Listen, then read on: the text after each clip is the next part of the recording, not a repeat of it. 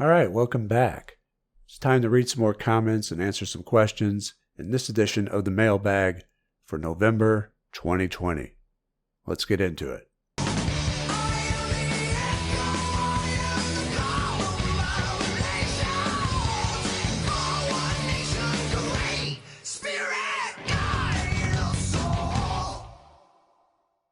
Hi, Frater.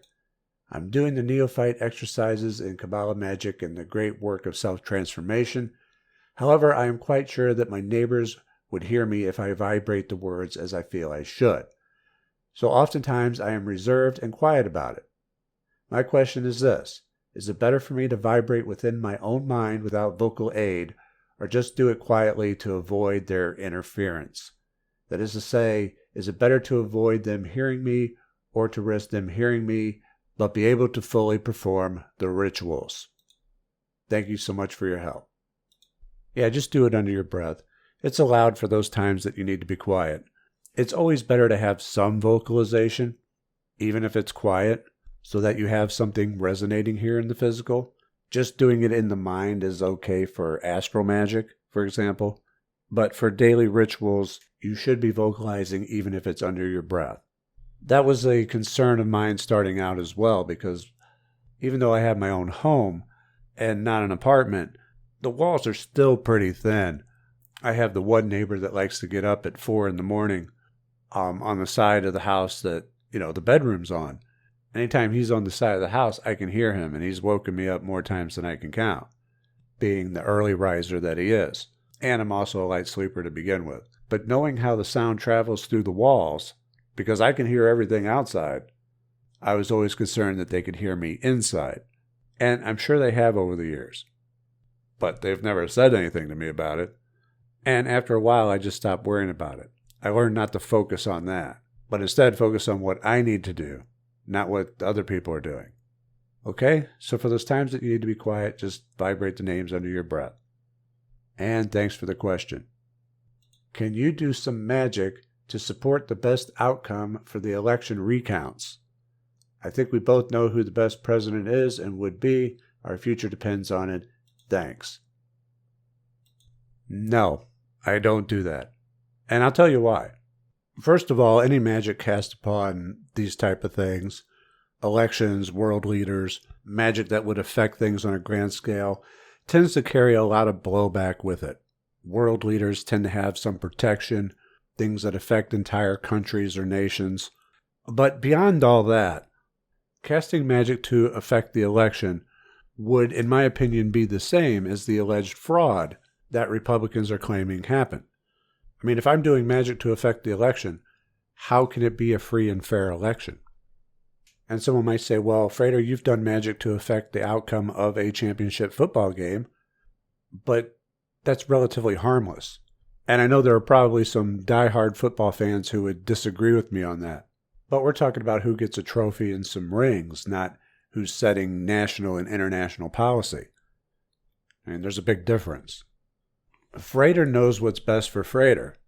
That doesn't mean I know what's best for you. That doesn't mean I know what's best for the country.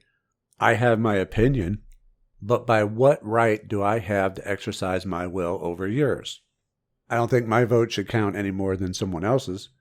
And if I do magic to affect the entire country because I happen to know what's best for everyone, then that's saying that my opinion and my beliefs and my values are more important than someone else's. But I'm not a megalomaniac, and I actually believe in the democratic system. Now, if there is cheating and fraud going on, I have faith that that will be uncovered. I can do magic for that. That I don't have a problem with for the same reason, because I want everyone's voice to matter. But I won't do magic to affect the actual outcome. Does that make sense? Well, isn't doing magic to uncover fraud and cheating affecting the outcome? No, not necessarily. Not if there's no cheating. It's all alleged.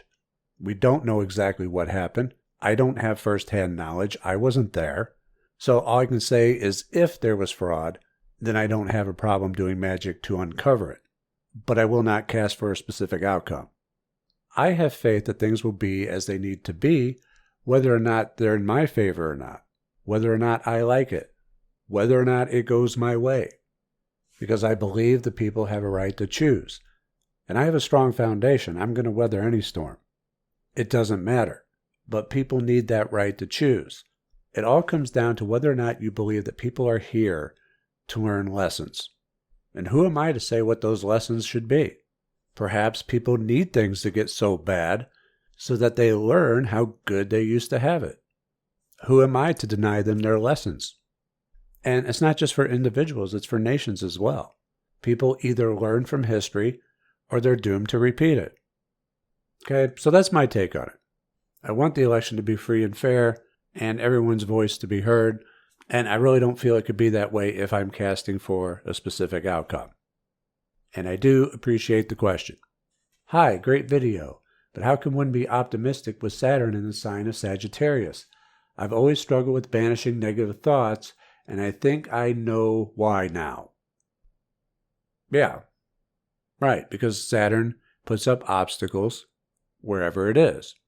So where you find Saturn in your chart, there will be an obstacle or a lack of wherever it resides, at least for a while. This is why when I talk about having Saturn in the second house, which is commonly referred to as the money house, your finances, that Saturn can be a real problem for your financial well-being. So yes, I could see that Saturn in Sagittarius could give you a lack of optimism.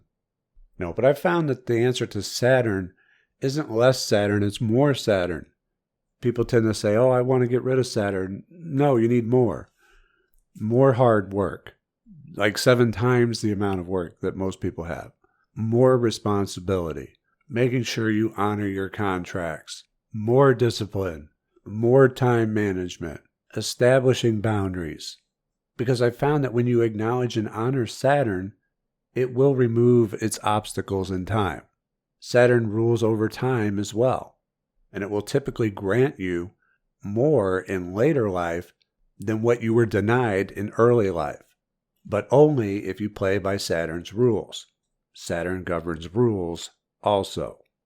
Okay, so wherever Saturn is where you need to buckle down and be an adult.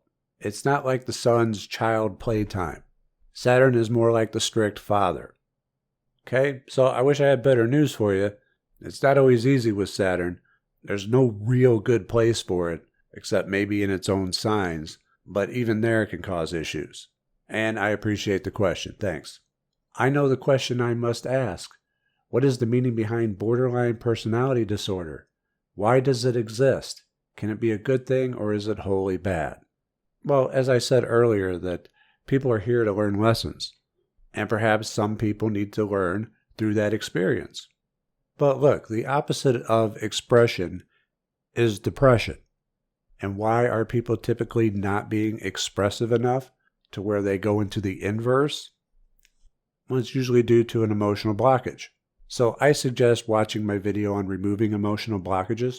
I think that someone who is struggling with that condition could highly benefit from it. And thanks so much for the question. Quick question, is it possible to combine the Sigil Magic course with the Psalm Magic? Because I bought both of them and I want to combine them. Well, absolutely. Yes, you absolutely want to be stacking magic.